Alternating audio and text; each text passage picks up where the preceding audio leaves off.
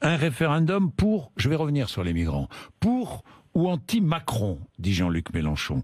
Mais n'est-ce pas ignorer l'Europe que d'avancer cet argument-là?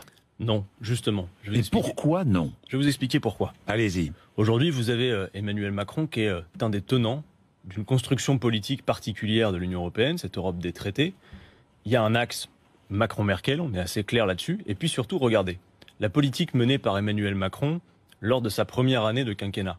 Prenez quelques exemples des politiques assez emblématiques qu'il a menées, que ce soit sur le code du travail avec les ordonnances travail, vous vous en souvenez, que ce soit sur des trajectoires budgétaires avec le fameux respect de la règle d'or, que ce soit maintenant sur les retraites, que ce soit même Jean-Jacques Bourdin sur la SNCF. Attendons, mais en tout cas, on connaît quelques pistes, vous le savez, on connaît quelques pistes. Oui. Ou que ce soit sur la SNCF, c'est-à-dire le fait que quel que soit le secteur, on doit ouvrir à la concurrence. Tout ça nous vient d'où, à votre avis? Ça n'est que la pâle copie des directives de la Commission européenne. Par conséquent, ce que nous disons, votez contre Macron, votez contre sa politique, ou votez contre cette construction particulière de l'Europe, dont on voit les effets qu'elle produit, M. Bourdin, c'est faire la seule et même chose. Donc en réalité, nous disons, quelles que soient vos motivations d'aller voter, que ce soit pour avoir l'occasion, parce que vous pourrez le faire, de sanctionner cette politique. Parce que figurez-vous que le scrutin européen va arriver, ce sera la première fois que les Françaises et les Français pourront voter depuis l'arrivée d'Emmanuel Macron et de sa majorité au pouvoir. En vous écoutant, ça veut dire que le problème migratoire n'est pas le problème essentiel. Mais on peut en parler de la migration. Non, en tout cas, ce qu'il y a de sûr. Si, mais c'est pas le problème. Je vais pas éviter le problème. Par contre, ce qu'il y a de clair. Non, mais est-ce que c'est le problème essentiel? Je pense clairement que le problème essentiel, c'est plutôt la financiarisation de notre économie et les politiques libérales. Et il est clair que les partis qui, par exemple, focalisent le débat européen sur la question de l'immigration, eh bien, en réalité, détournent l'attention, notamment des Françaises, des Français, mais plus globalement des Européens, des vraies questions, des questions essentielles. Aujourd'hui, vous voyez, par exemple... Tous les partis nationalistes, vous n'êtes pas nationaliste, vous. Non, je suis un internationaliste convaincu. Oui, convaincu, vous n'êtes pas du tout nationaliste. Non, mais si vous voulez, la question des migrations, il faut qu'on en parle, et je veux qu'on en parle juste après. Mais je voudrais vous dire véritablement que les partis qui veulent faire de cette question la question centrale dans le débat sur les européennes détournent l'attention. Et souvent, celles et ceux qui sont plus occupés à regarder ces problèmes-là feraient mieux de se soucier de savoir pourquoi leurs salaires sont si bas, pourquoi il y a toujours une minorité qui s'enrichit, même qui ponctionne sur le travail, pourquoi les salaires n'augmentent pas. Ça, ce sont des vraies questions. Pourquoi M. Orban, pourquoi M. Salvini ont fait de cette élection finalement... D'un côté, le camp Macron et de l'autre côté, le camp de ceux qui refusent toute migration en Europe. Bourdin, c'est Emmanuel Macron. Et qui défendent l'identité européenne. Emmanuel Macron est en train de créer de toutes pièces un clivage qui n'existe pas entre les nationalistes, dit-il. Non, ce clivage-là, c'est une mise en scène. Orban et Salvini sont d'accord avec ce clivage. Évidemment, mais attendez, est-ce que vous pensez que M. Macron est progressiste? En réalité, ce clivage-là est confortable pour les uns et pour les autres. Monsieur Bourdin, entendez-moi, les Macron, Merkel et Juncker accouchent des Orban, Salvini et Le Pen. Voilà ce qui se passe aujourd'hui. Cette politique libérale européenne qui fait que l'harmonisation sociale se fait, vous le savez, toujours par le bas, qui jette de plus en plus les uns contre les autres, de toute façon derrière, accouche sur de fausses peurs sur lesquelles d'autres surfent. Voilà le souci. Maintenant, je ne veux pas évacuer avec vous la question de l'immigration. Bien sûr. Parce que... Et que pensez-vous de la position de Sarah... Wagenknecht. Oui. Que pensez-vous de la mouvement allemand, ami de Jean-Luc Mélenchon? Je me suis toujours bien de Jean-Luc Mélenchon. Bien sûr. Et vous savez, comme je suis votre émission à peu près tous les matins, je me suis étonné de la manière dont vous avez décrit les choses lorsque vous avez reçu ici même Daniel Cohen. Vous avez dit ce mouvement, je crois, d'extrême gauche anti-migrant. Il n'en est rien. Il n'en est rien. Et je sais que vous, bien sûr. Bon. Et je sais il n'en est rien. Et je sais que vous, Monsieur Bourdin, qui êtes un observateur aguerri de la vie politique, vous pouvez voir cela. Ce que dit Sarah Wagenknecht est clair et elle explique très clairement. Et elle réaffirme dans les premiers documents de son parti qu'elle est pour l'organisation de l'accueil des personnes qui fuient leur pays. En revanche, je vais vous dire une chose, Monsieur Bourdin, on ne peut pas se contenter de dire ça. Nous le disons à la France Insoumise. Elle a formé un nouveau mouvement. Oui. On est bien d'accord. Oui. Il s'appelle Debout. Oui. On est bien d'accord. Oui. Qui s'adresse aux plus modestes, aux Allemands les plus modestes, et notamment les Allemands de l'Est de façon universelle à tous les Allemands. D'accord. Elle défend quoi? Elle défend l'idée qu'il y a un lien entre les problèmes sociaux des citoyens allemands et les migrations. Non, c'est pas exactement ça qu'elle dit, Monsieur Bourdin. Non.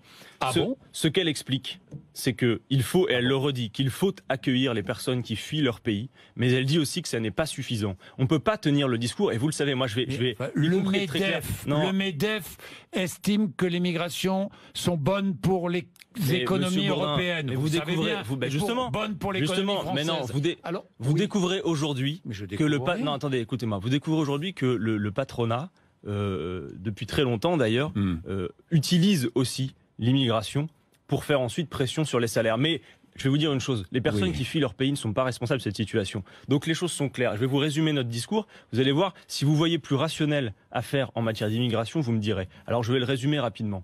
D'abord, dire une chose très claire. Lorsque les gens fuient leur pays, parce qu'ils le fuient, non pas de gaieté de cœur, mais parce qu'ils n'ont pas d'autre choix que de le fuir bien souvent, et qu'ils arrivent à nos portes, alors, Monsieur Bourdin, il faut créer les conditions d'un accueil. Et je vais vous dire, d'un accueil coordonné. Parce que ce qui s'est passé aujourd'hui, et ce qui fait notamment ce que l'on voit en Italie, c'est que des pays qui géographiquement sont la principale porte d'entrée portent tout l'effort sur leur dos, on les a laissés se débrouiller. Alors moi je vois mal. Vous comprenez, Monsieur Salvini? Non, pas du tout. Je dis pas que je le comprends, mais en tout cas ça s'explique le fait que. Nous demande. Bien évidemment, mais notre frontière ce que nous devons faire. Attends, laissez-moi terminer mon explication. Ce que nous devons faire, c'est organiser à l'échelle européenne les conditions de cet accueil. On voit mal comment, Monsieur Bourdin, l'Union européenne, qui est capable d'imposer à tout le monde sa vision libérale, serait pas capable de se coordonner pour accueillir des migrants. Monsieur Bourdin, on parle de 1 à 2 millions de personnes. Vous savez combien nous sommes en Union européenne? À peu près 450 millions. Ça représente 0,2% de la population, d'accord? Donc vous voyez à quel point il faut élargir la focale. Ensuite, attendez. Une fois qu'on a dit ça, une fois qu'on a dit qu'il faut créer les conditions de l'accueil, parce que nous avons ce devoir d'humanité, je le dis et le répète, une fois qu'on a dit ça, il y a autre chose qu'il faut dire, et qui n'est jamais présent dans le débat sur l'immigration, y compris ici en France. C'est qu'on connaît les causes, on sait pourquoi les gens quittent leur pays, on sait pourquoi leurs pays sont invivables. Et je vais même vous dire, on a même souvent une part de responsabilité dans le fait que ces pays deviennent invivables. Il y a 3 causes essentielles, Monsieur Bourdin. D'abord, les guerres, les conflits internationaux, dans lesquels la France, qui est une puissance diplomatique, pourrait jouer un rôle, d'autant plus facilement de mon point de vue, qu'elle retrouverait son indépendance aujourd'hui perdue parce qu'elle est affiliée à l'OTAN. Ensuite, deuxième cause, les accords commerciaux inégaux. Et vous ne découvrez pas que, encore cet été, on a signé des accords de libre-échange qui organisent le déménagement permanent du monde et qui font que, quand vous inondez notamment certains pays africains de produits subventionnés, Monsieur Bourdin, qu'est-ce que vous faites sinon que d'empêcher le développement économique de ces pays? Et troisième cause, la plus importante, le changement climatique. Vous savez comme moi, les experts nous le disent, que si l'on n'endigue pas d'ici à 2050 le changement climatique, Monsieur Bourdin, ce sont des centaines de millions de personnes qui vont fuir et qui ne vont pas choisir de fuir, qui ne vont pas avoir d'autre choix que de le faire. Donc la politique rationnelle, c'est de dire il faut accueillir, vous n'allez pas rejeter les gens à la mer. Aujourd'hui, voter pour les Salvini et les Le Pen, c'est condamné à mort aujourd'hui. D'accord? Parce que ces gens-là fuient leur pays, fuient la misère. Et qu'est-ce que vous voulez faire? Les rejeter à la mer? Non, ce n'est pas possible. Donc il faut organiser les conditions de l'accueil. Et par contre, ensuite dire, nous pouvons traiter les causes. Est-ce que l'immigration économique, c'est une menace?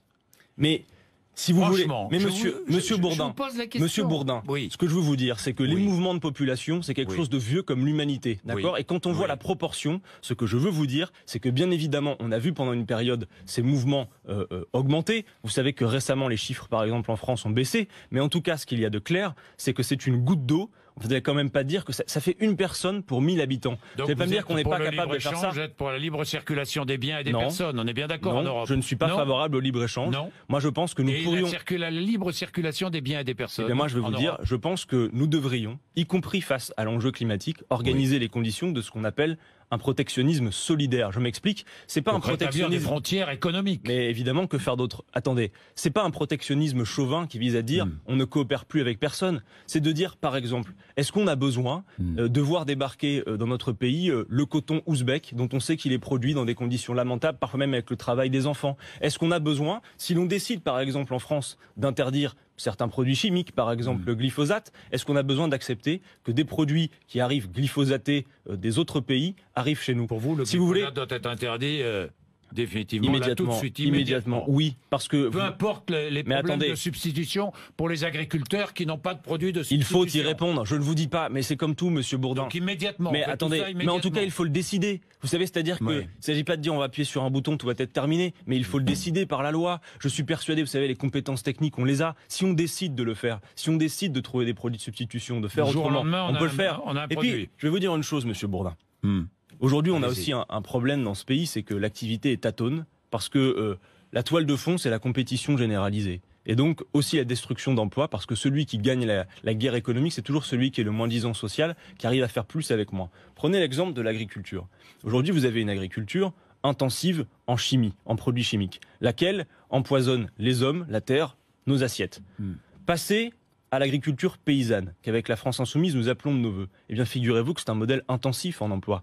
Globalement, ce que je veux vous dire, c'est que la planification écologique que nous appelons de nos voeux, c'est un modèle intensif en emploi. Il va falloir beaucoup de qualifications, il va falloir beaucoup de personnes, il va falloir beaucoup d'huile de coude, que tout le monde s'y mette. Face à l'urgence écologique, Monsieur Bourdin, il y a beaucoup à faire. Et c'est sans doute plus intelligent et plus enthousiasmant que la compétition absurde, dénuée de sens qu'Emmanuel Macron veut nous faire poursuivre. Alors demain, samedi, il y a partout dans le monde de grandes marches pour le climat. Moi, j'appelle toutes celles et ceux qui nous écoutent à se mobiliser. Évidemment, j'irai marcher demain à Lille. Il y en a partout en France et j'invite toutes celles et ceux qui nous écoutent à y aller. Entendez bien une chose, notre génération est mise au pied du mur. Je ne sais pas quelles sont vos opinions politiques, mais ce que je sais, Monsieur Bourdin, c'est que vous et moi, nous ne soyons... Mais justement, ça qui est intéressant, c'est que vous et moi, nous ne soyons pas d'accord politiquement. Face au changement climatique, nous avons un intérêt commun. Et c'est ça aussi que détermine l'urgence climatique. C'est qu'il y a un intérêt général, il y a un intérêt général humain. Sur ce terrain-là, je vous rejoindrai. Adrien Quatennens. François de Rugy qui remplace Nicolas Hulot, ça va changer quelque chose, selon vous, ou c'est purement politicien? Malheureusement, non. C'est-à-dire que Nicolas Hulot... Est-ce qu'il va peser suffisamment? Est-ce qu'il va prendre les décisions il sera incontestablement plus confortable pour Emmanuel Macron, c'est sûr. Monsieur Hulot a souhaité... à François de Rugy beaucoup de bonheur. Je pense que de ce point de vue, ça va, il est très heureux. Il a réussi. Si vous voulez... Par exemple, il a réussi à Notre-Dame-des-Landes, il a réussi. Notre-Dame-des-Landes, ça vous fâche. Monsieur Bourdin. Oui, oui. Nicolas Hulot a confirmé lors de sa démission, qui est une démission sanction, il a confirmé un diagnostic politique très fort. Il a dit, attendez, je termine sur de Rugy. Qu'est-ce qui était une bonne décision? Le fait de ne pas le faire, bien évidemment. Souvenez-vous, je crois qu'ici même devant vous, j'avais salué cette décision. Vous savez, moi, je ne fais pas une opposition de principe. Je me souviens. Quand les choses vont dans le bon sens, je sais le dire aussi. Non, plus sérieusement sur Monsieur de Rugy, Nicolas Hulot a posé un diagnostic fort. C'est que l'écologie et le libéralisme économique ne sont pas compatibles. Or, François de Rugy, de ce point de vue, est un écologiste de pacotille, puisque lorsqu'il était candidat à la primaire, il s'accommodait tout à fait du libéralisme.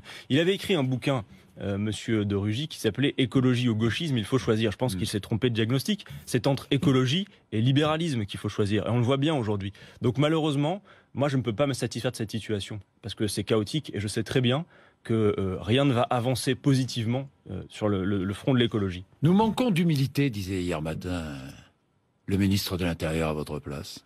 Je veux dire, ce pouvoir manque d'humilité. C'est un secret de polichinelle, c'est-à-dire que, y compris dans les enquêtes d'opinion, vous voyez, je crois que c'est 80% qui disent qu'Emmanuel Macron est autoritaire. C'est lui-même qui se présente comme le président jupitérien. Si vous voulez, cette première année du quinquennat d'Emmanuel Macron a fait une démonstration. 1 an et demi maintenant, oui. Bien sûr, 1 an et demi. Les choses vont vite. D'abord, c'est que sur le fond, il est le grand continuateur de ce qu'avaient commencé Sarkozy et Hollande, mais en plus sur la forme, souvenez-vous, il nous disait on va laver plus blanc que blanc, ce sera la République exemplaire. Et qu'est-ce qu'on voit en réalité? C'est plus que jamais la République des affaires. Donc il n'y a pas de modification, si vous voulez, sur la forme. Et là, j'écoutais Édouard Philippe l'autre soir. Vous savez, chez les macronistes, il y a cette rhétorique permanente du mouvement. On marche, on avance, faut donner à voir qu'il y a du mouvement. Ça me faisait penser, je disais ça à un confrère l'autre jour, ça me faisait penser un petit peu à ce refrain d'Alain Souchon, vous savez, on avance, faut pas qu'on réfléchisse ni qu'on pense. Voilà un petit peu la trajectoire macroniste de mon point de vue. Quatennens, que pensez-vous de la volte-face de votre collègue présidente de la commission des lois, Yaël Braun-Pivet, qui en quelques heures a changé d'avis sur Richard Ferrand? C'est vrai que c'est étonnant. Elle nous dit, je crois, vers 8h chez vos confrères, à RTL, Richard Ferrand n'est pas le renouvellement. Puis après, à 14h, communiquer. Bon, écoutez, que s'est-il passé à votre avis entre 8h et 14h? Je ne sais pas, moi. Vous êtes à l'Assemblée nationale, vous la connaissez. Vous avez du flair, un peu comme moi. Vous la connaissez? Non, je la connais pas plus que ça, sinon que je sais que c'est elle qui a sabordé la commission d'enquête à l'Assemblée nationale sur l'affaire Benalla, ça je le sais. Heureusement que le Sénat est là pour suivre derrière et continuer. Non, mais ça montre aussi que à l'intérieur de ce qu'est la République en marche, qui, il faut le dire les choses, est conçue comme une agence de communication, rien de plus, rien de moins. Eh bien, il y a aussi ces logiques tout à fait politiciennes, et je veux dire, c'est pas isolé.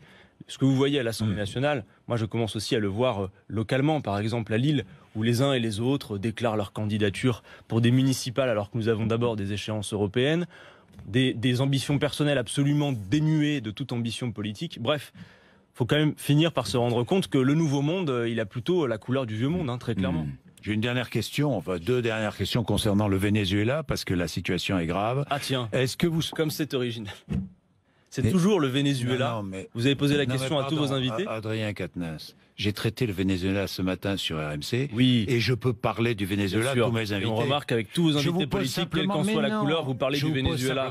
Vous savez que c'est un sujet que toutes les mais vous avez raison. radios et toutes les télévisions traitent. Allez-y. Est-ce qu'aujourd'hui, vous soutenez toujours le régime de Nicolas Maduro? Mais nous n'avons jamais soutenu de manière inconditionnelle le régime de M. Maduro. Pas inconditionnel. Non. En fait, vous avez régime associé la France insoumise, Jean-Luc Mélenchon, au Venezuela parce que il est vrai que du temps d'Hugo Chavez, c'était une source d'inspiration. Je vous ai pas dit un modèle, je vous ai dit une source d'inspiration. Dans la mesure où Chavez avait fait un choix inédit de faire de la rente pétrolière un moyen de redistribution, et pas comme certaines monarchies.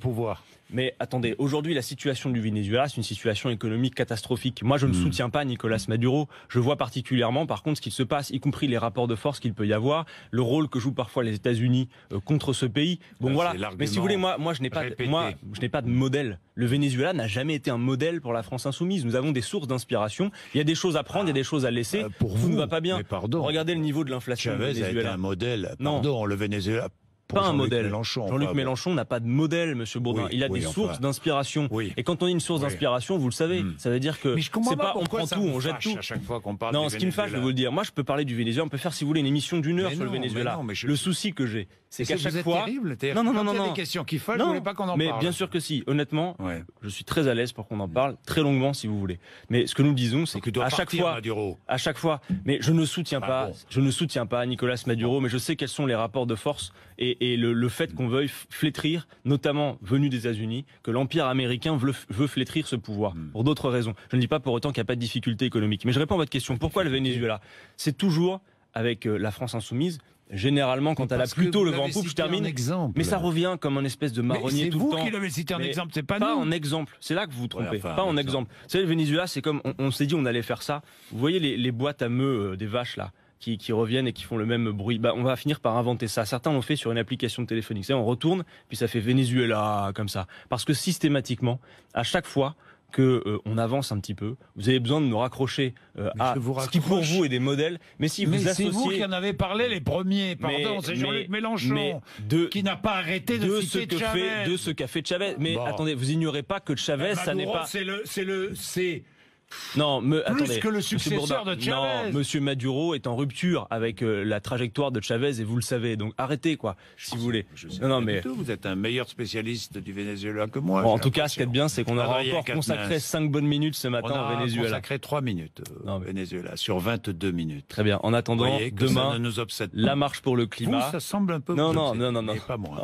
Pas moi. Demain, la marche pour le climat, tout le monde dehors. Il y a d'autres urgences immédiates pour nous, y compris d'autres que le Venezuela, même si la situation. Ils ont quand même une urgence parce qu'il faut trouver à manger. J'en conviens tout à fait. Vous en trouvez. 200 000% d'inflation en un an. Très bien. Mais prenez d'autres exemples. On pourrait parler d'un tas d'autres régimes avec lesquels la France, par exemple, commerce bien. Par exemple, l'Arabie Saoudite, on pourrait en parler. Bref. On pourrait choisir de parler de situation internationale en élargissant un peu la focale. 8h56, merci. Merci à vous. Merci vraiment. 8h56 RMC et BFM TV.